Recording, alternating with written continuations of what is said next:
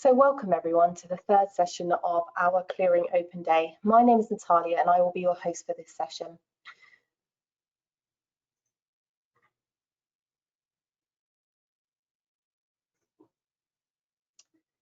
So next we'll be sharing our program for the day, and if you would like to attend any other sessions, please do follow the link that we will share in the chat with you, or visit our website to register for other events. This particular session focuses on managing uncertainty. Your first term at university will bring opportunities for personal growth as well as new experiences and challenges to navigate through. So this session will really signpost you to some tools to help you practically manage stress and anxiety, and to kind of help you understand how that comes about. You'll also be able to find out how you can access further support during your time at St. George's. So I'd now like to hand over to Julia, who is our Head of Counselling at St. George's, and who will be leading this webinar. Great, thank you Natalia for that, and welcome everybody. And I hope you've been having an interesting morning. So I'm just going to talk a little bit about what the challenges, I suppose, particularly around the difficulties of not knowing what this first term and these years will bring, and especially as we transition into this first term. There are many challenges of this, and the uncertainty of not knowing what's going to happen can make us feel quite anxious. So on this slide here, you can see that it's not just challenges. There are many joys and opportunities of being at university. This may be your first time. I'm not sure, you may have been before, but for many of you, it will be your first time in university, and the first time perhaps that you're out of home. You might be living in halls. So that brings a lot of opportunities to explore a new independence, and new interests, new friends. There's also the excitement of your course and the excitement of learning. And you could probably think of other joys and opportunities that might be available to you in this time. But any kind of change brings stresses as well, and so even learning itself can be stressful. It's when we're learning something, it's novel, and things that are novel and ambiguous often can be stressful, can be frustrating, and so learning itself has some of that in it. And then of course there's the academic stresses of exams and assignments and OSCEs and practicals and placements. Social stresses of managing new friendships, the financial stresses of being at university, which for many people are very real. And then of course, for many of you, this might be the first time that you're living away from home, if that's what you're doing, and that can be difficult as well. And on top of that, we bring things with us. No families are perfect, and so we might be bringing some difficulties with us that we have to work out during this time. And then, on top of that, we have the current context of the pandemic, and of course that is for many people a stressful and very uncertain time. We don't know what is going to happen, and in fact for everybody at the university, this is the first year that we have been working in this particular way that we have been. So it's a lot to be managing. Can I have the next slide, please? Great. So this is a quick poll, and you should get a way to vote for this. I think that's right. So is stress bad?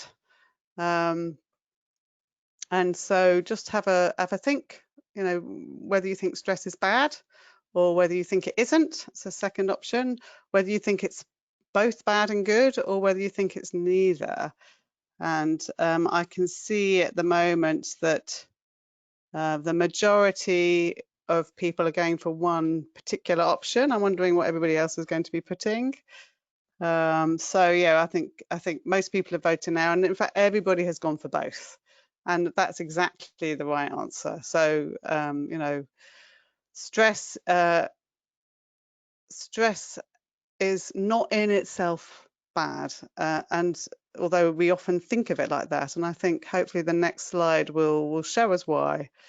So this shows us how stress, how arousal actually it's measuring affects our performance. So this is just one aspect really of our experience, and you can see that the more arousal we experience, so and that we might be noticing that as excitement or stress or anxiety sometimes, that actually it actually supports our performance.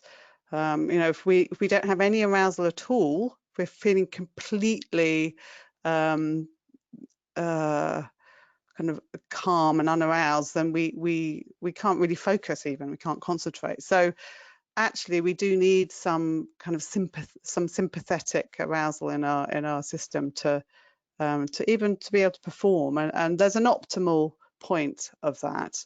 But then if stress and arousal gets too high, at that point our performance starts to go down. And then you might recognize some of this from you know, previous exams or things that have happened in your life, that strong anxiety can actually start to affect our concentration in a different way.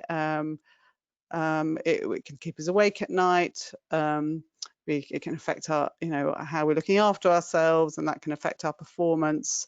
It might mean that we get a lot of kind of what we think of as intrusive thoughts, which mean that it's harder for us to concentrate on what we're meant to be concentrating on. So it's about managing stress. Anxiety, stress, that is a normal part of life. And I think if we can approach it in that way, then we can be much better at managing it and keeping it in that kind of like optimal, that kind of sweet spot in the middle there. Great, thank you. So you might just want to have a little think about how stress affects you. And if, Jack, you press the next, this is some of the ways, thank you, that that stress affects us. And you know, so it affects everything really. It affects our thinking, as we've already spoken about. We can start to experience kind of rumination, a lot of intrusion in our thinking. It affects how we feel, so we might be feeling very anxious, worried. We can have low mood, often comes with stress. It can affect our behaviour, so we might find that we're, you know, starting to act in certain ways. If we are, for some of us, it might mean that we work the whole time. For others of us, it might mean that we don't do any work at all. We might drink too much, or we might exercise too much. So there's many ways that we can start to get into kind of negative ways of managing stress, actually, that can have an impact on us. There's a whole lot of physical symptoms that come with stress, such as you know, the immediate ones that are associated with the fight-flight stress response. So, you know, the pumping heart and the sweating, things like that, but also kind of longer term symptoms like headaches and sleeplessness, stomach problems, things like that. It can affect how we organize ourselves. So that can be really important when it comes to managing our university work, our academic, as well as, you know, organizing how we're looking after ourselves, how we're eating, how we're sleeping, how we're keeping the space around us clean. And it can affect how we get on with people, and that's really important because, you know, I don't know about you, but when I'm stressed, I can be quite irritable and short with people, and that in itself, if that starts to affect our relationships, that in itself can be stressful, because we need people. We're social animals. Can I have the next slide? Thank you. So this is one way of thinking about how we can start to balance some of the different emotional systems that we have hardwired into us. And, you know, there's a whole background to this based on our evolution that we don't have time to go through now, but you might recognize some of this from other things you've done. And so you can see that these are three different affect, or, you know, feeling, emotional regulation systems. And the first one we've been talking a little bit about already, that's a threat focused system on the bottom there. That's our fight flight response.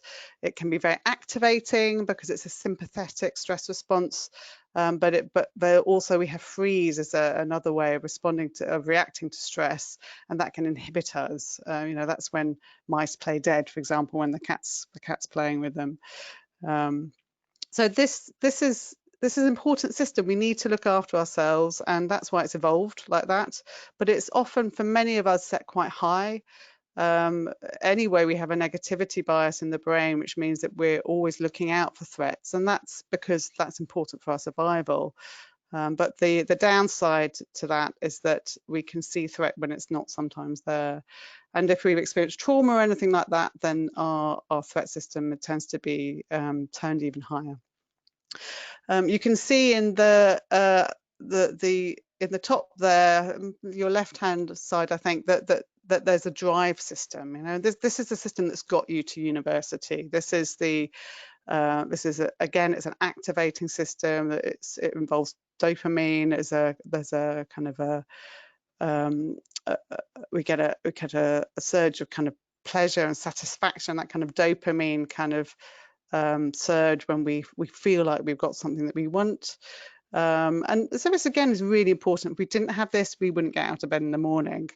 But one of the things that can happen is that these drive and the threat system can start to work in tandem. You know, if you think about something like you know, really wanting to get 100% for everything. You know, you have a strong drive to do really well in everything, and so, you know, anything below that starts to become a threat.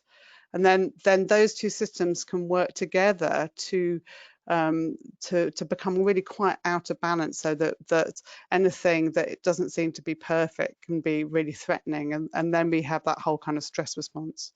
And this can be quite a difficult kind of pattern to get into, and very common here at the university.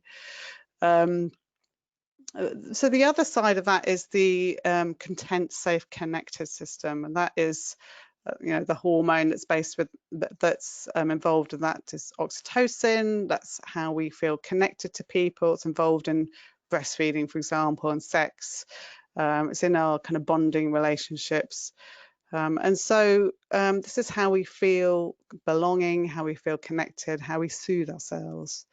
And this tends to be the system that is underdeveloped for many of us. And so probably for much of the rest of the time that we have together today, I'm just going to talk about some of the ways that we can focus on this system particularly, but on the others as well. I mean, these systems are all important. We need all of them, and they need to be in balance. But this this content, safe, connected system is the one that often we need the most help in cultivating.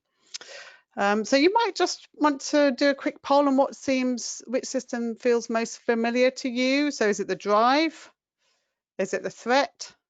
Is it the soothing system? Or perhaps you have all three in perfect balance.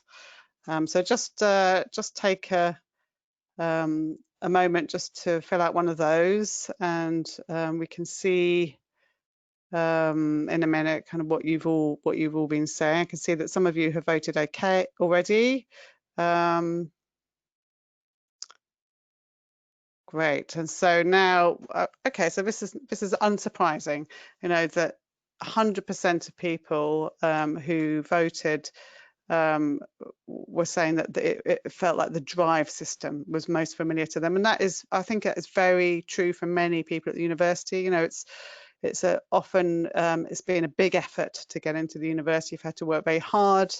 You've had to do very well in your courses, and so we can become very focused on the system, and of course that will continue to be the case. You still have to work hard and to pass exams, and so being able to balance this with other things in life is really important. So if we can move on, thank you. So some of the ways that we can do this include, you know, simply doing things you enjoy.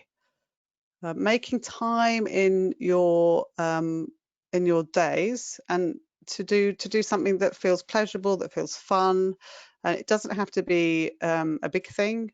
You know, it might be something like, you know, playing a musical instrument for 10 minutes a day, or it might be going for a walk around the block, or phoning a friend, or there's so many options for this. It might simply be, you know, having a few moments in the garden before you go anywhere in the day.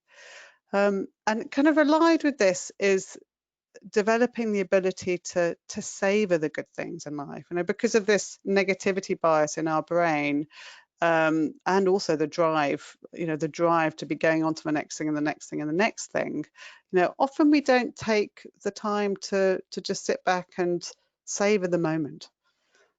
That might be your breakfast, your cup of tea, you know, the feel of the sun on your face, you know, a friend giving you a hug, yeah, which might be quite a rare thing in these days.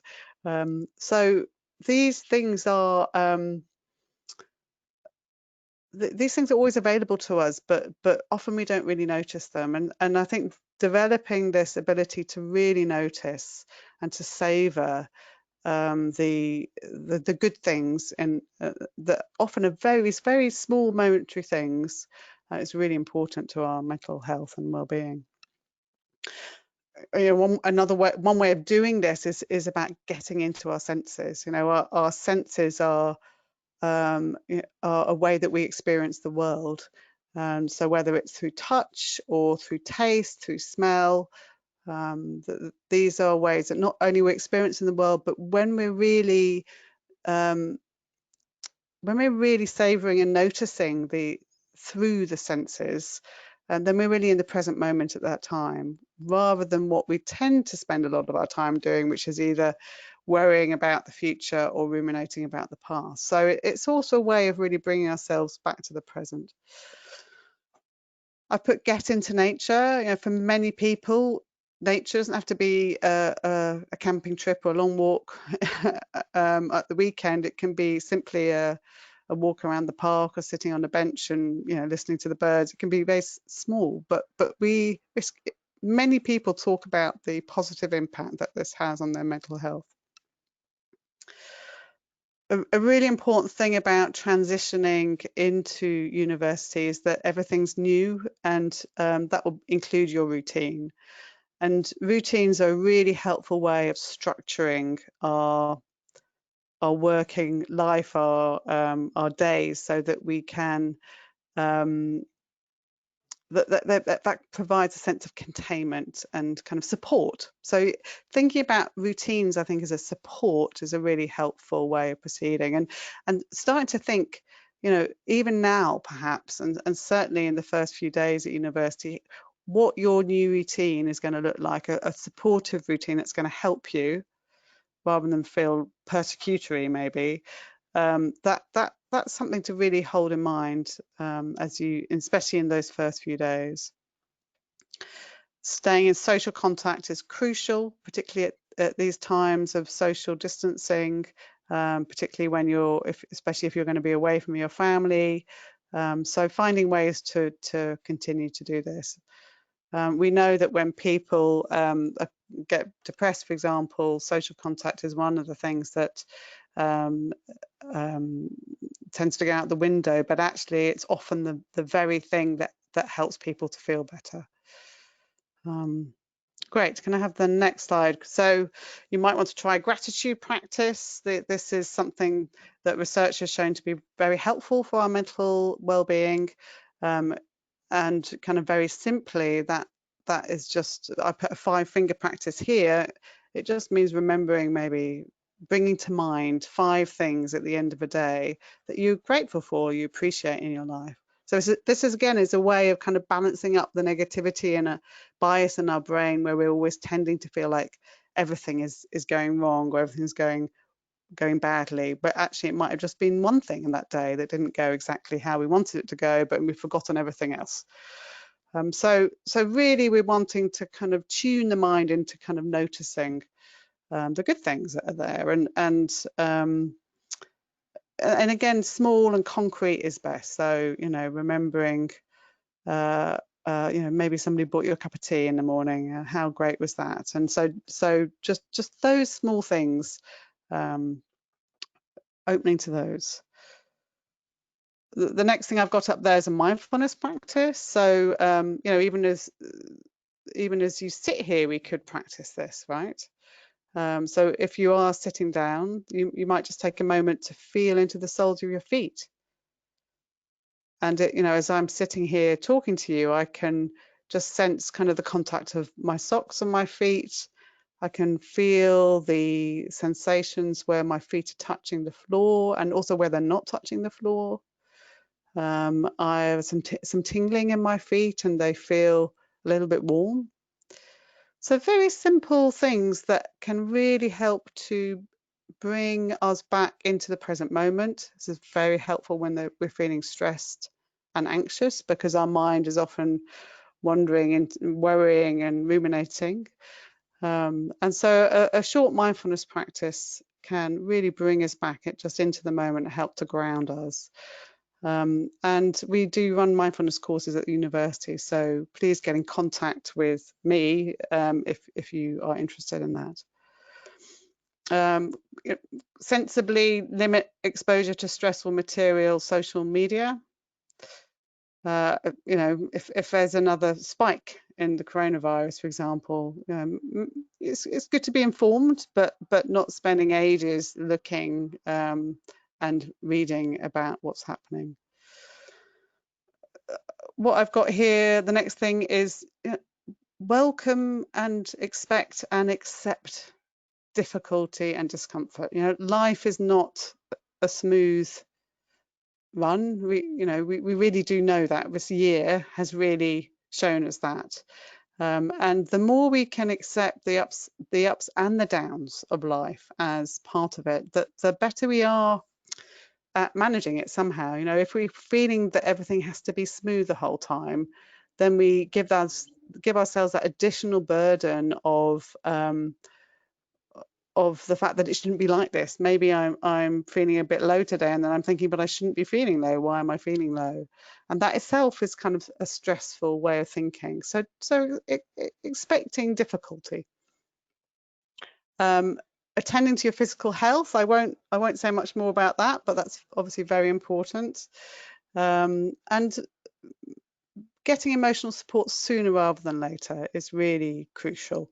Often people might feel that it's somehow weak, or they might not be seen as kind of coping if they get asked for help, but actually it's a sign of maturity. We all need help from time to time, so don't let a problem get too big. Come and get some help initially, sooner rather than later. And the next slide shows how you can do that. You can come to us at the counselling service for some counselling, and that's the email that you would use to access us. We're all working online by phone or through Microsoft Teams at the moment. We'll have some workshops and some mindfulness courses. They'll be up on our website. There's also Together All, which is an online support package that the university subscribes to for students. I'm going to hand over to Sarah, the VP for Education and Welfare in the Student Union in a moment. There's your personal tutor, the Student Service Centre, which I think you'll find out about more later. And also there's a chaplaincy, which I haven't put on here. So I'll pass over to Sarah now. She's the Vice President for Education and Welfare. Hi, thank you, Julia. As Julia said, I am the Vice President for Education and Welfare at the SU, and I've been asked to hop along and share a little bit about what we offer and who we are. I'm not sure if you've met any of us yet, so I'll give you a quick rundown. The SU is based on the second floor of the main university building. There we have our bar, music room, game room, and a lot more. Up there lives our top three, who is our president, Owen, myself, and Ethan, who you will meet later. He is our VP for Student Activities and Experience. We run alongside the university, and our main goal is to support students and voice their concerns to the university. When it comes to welfare, we mainly act as a signpost to our amazing university student services, and we are a pretty good point of call for advice. Me and Lon, who you can see down on the screen, our Education and Welfare Support Officer, we see students every day about a huge range of issues, from personal problems like anxiety and depression, maybe home issues, to things like academic appeals and complaints and things like that. We cover a huge amount of things, so no problem is too big or too small for us. So if you're in uni in September, don't hesitate to get in touch if you find that you're struggling or need help with anything. This will probably be mentioned later in our student life panel, but we also have over 100 active societies. They cover a huge range of interests. We have cultural societies, loads of religious societies, and a few welfare support societies like our space society, so student parents and carers, and LGBTQ+.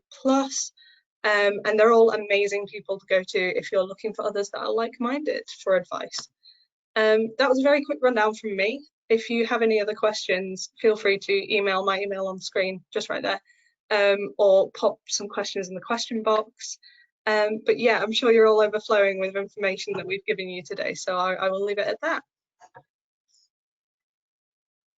So thank you so much, Sarah. I'll just ask Julia to join us back. Thank you. Yeah, so please do send us in any questions you may have. We've got a couple of minutes left of the session. We do have one question here from Priya, who would like to find out how to manage the how to manage her financial worries of going to university and losing her part-time job, which she was hoping to kind of support herself with.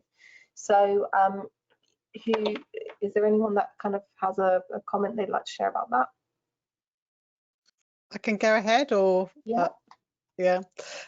So I suppose there were two things I thought were important about this. One was that you know, sometimes when we're worried about something, there's some practical steps that we can take to manage that worry. And so that would be the first thing. You know, is there anything practical that Priya can do about this? And I suppose you know, if Priya came to see me, I'd be signposting her to student finance and the Student Life Centre in the Student Life Centre, so that you know, there are some possibilities that might be able to help Priya.